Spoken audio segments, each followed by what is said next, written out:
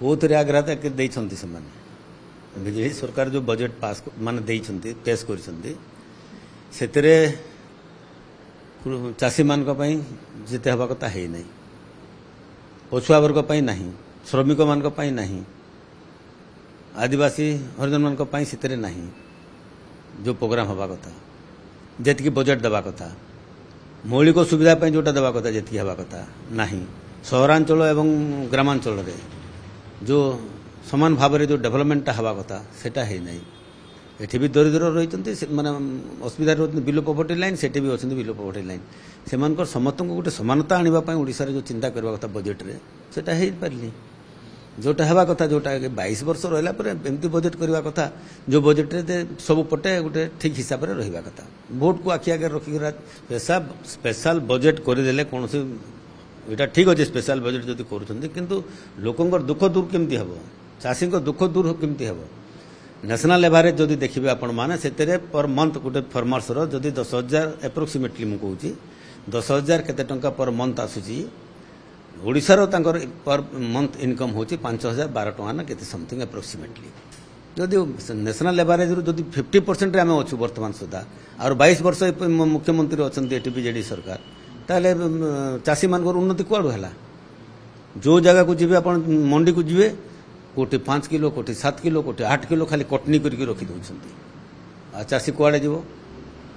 जदि 8 किलो जदि आप गोटे क्विंटाल काटे से लोक कौन पाइब शेष ठीक टाइम रे से धान बिक्री हो पार ना तार आगुरी से लोक जो अवस्था खराब से गवर्नमेंट टोकन दूसरी टोकन देके नौ ठीक अच्छे समस्त धानटा नहीं गोटे रेट कर आज पर्यटन मिनिमम सपोर्ट रेटा कर पारे बीजेडी सरकार सेटा भी घोषणा कर पारे ना जो जलसेचन कले सेटा कर पारे ना मार्केटिंग केमती हम सेटा कर पारे ना समस्त कष्ट रोच आज ओडिशार चाषी चाषी समस्या दूर हो पारा ना चाषी आत्महत्या कहीं जाऊँगी मानुना सरकार किंतु चाषी आत्महत्या तो होची ना इे आप बिहन देखिए बिहन प्रॉपर्ली मिलूनी आपड़ सार जिते फर्टिलाइजर उपर को जी फर्टिलाइजर प्रॉपर्ली ठीक टाइम मिलूनी चाषी मैंने हंत सत हो अवस्था खराब समस्त माने भारत वर्ष जदि खराब अवस्था ताहले चाषी मान अवस्था बहुत खराब श्रमिक मान अवस्था बहुत खराब ठीक अच्छे निजस्व देखिए बाकी योजना देव कहीं हो चप्पल जूता देवाई योजना घोषणा खाली योजना उपर योजना घोषणा करेंगे बाकी पैसा डेवलपमेंट कौटी हो जगह हो आज पर्यटन जिते हस्पिटाल अच्छे डाक्तर अच्छा से जगार आज पर्यटन जिते स्कूल अच्छे से शिक्षक अच्छा आज पर्यटन गोटे शिक्षक हो पारा लक्षे माने 30,000 ऊर्ध्व चाकरी ओडिशा गवर्नमेंट खाली पड़ी सेटा हो पारा आज पर्यटन पूरा कर पारे युवक मैंने बेकार युवक समस्या रहा युवक मान किसी नहीं बजेट रे चाषी मान सेमती किसी नहीं आखि दृश्या अति चतुरतार सहित बजेटा पेश कर माने माने निराशजनक बजेट जो मैंने पेश कर बीजेडी सरकार से लोक खुशी नुहति लोक गोटे आशा करदे अरे बजेटा हम गोटे वर्षा परी हम जोर वर्षा हेले जमी लोक माने सब जमी चाष सब हो जाए सेमती गोटे वर्षा हम गरीब दुखी लोक जिते अच्छा चाषी कटिकिया मूलिया समस्त ए उपकृत हे ए तो इम्बालांस हो सब होगा अर्बान एरिया आप जातु रूराल एरिया जातु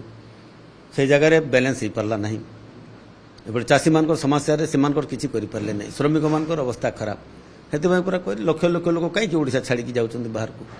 से कहीपर से बेसी रोजगार हो बेसी पैसा मिलूँ एटी जदि आप करते कहीं जाते से भोट को आखि आगे रखी करुँच ना गोटे परमानेंट जिनस कौटी अच्छी जदि ओडिशा गवर्नमेंट चाहता ये कौन इंडस्ट्री हो पार ना सांगे सांगे इंडस्ट्री हो पारता ये जगह जितकी रेवेन्यू आसूची जितकी रेवेन्यू आसूची गवर्नमेंट रेवेन्यू जो कलेक्शन करुँचा सरकार ओडिशा रे से जगह जब 5 वर्ष चाहिए से 5 वर्ष 4टा बड़ बड़ इंडस्ट्री हो सारता नहीं कहीं करूना से जमी योजना जाक माने चप्पल देवे जूता देवे छता देवे यही योजना करके भोट पाई कौन यहाँ आम पाखे छता नहीं ना भोट नहीं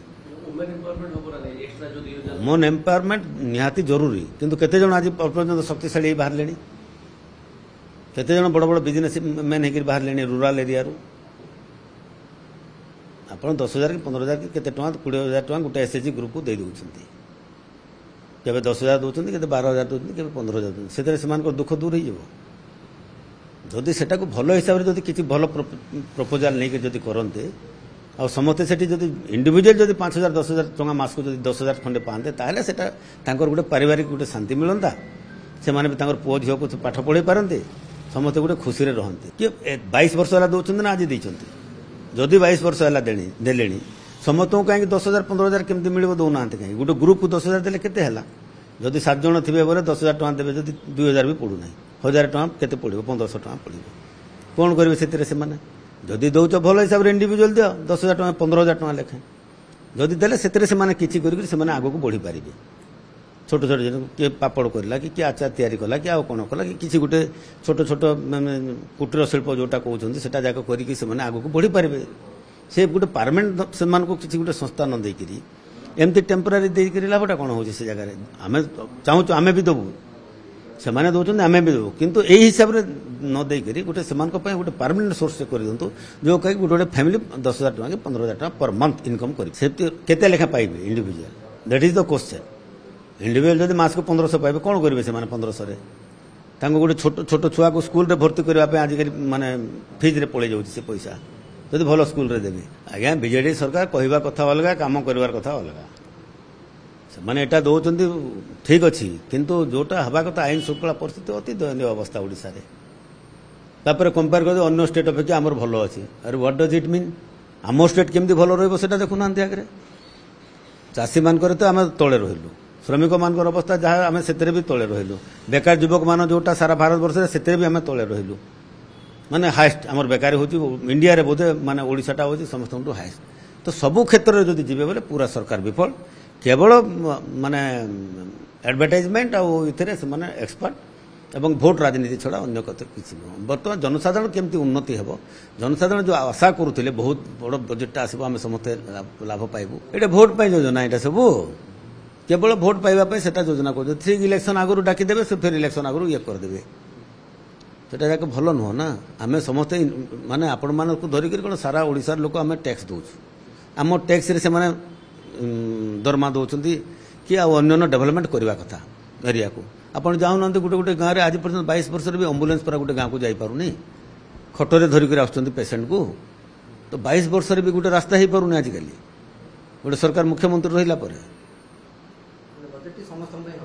ବଜେଟ୍ ସମସ୍ତଙ୍କ ପାଇଁ ହେବା କଥା, ବିଶେଷ ଭାବରେ ବିଲୋ ପଭର୍ଟି ଲାଇନ୍ରେ ଯେଉଁ ଲୋକମାନେ ଅଛନ୍ତି ସେମାନଙ୍କର ଫାର୍ଷ୍ଟ ପ୍ରାୟୋରିଟି ଦେଇକରି ସମାନତା କରିବାର କଥା ନା। ଯୋଜନାରେ ସେମିତି କେମିତି ଗୋଟେ ଲୋକ ଗରିବ ହେଇଥିବ ମାନେ ଗରିବ ହେଇ ଯାଉଥିବ ଆଉ ଆପଣ ପଇସା ଦେଇ ଯାଉଥିବେ, ଆଉ ଇଟ୍ ଇଜ୍ ପସିବଲ୍?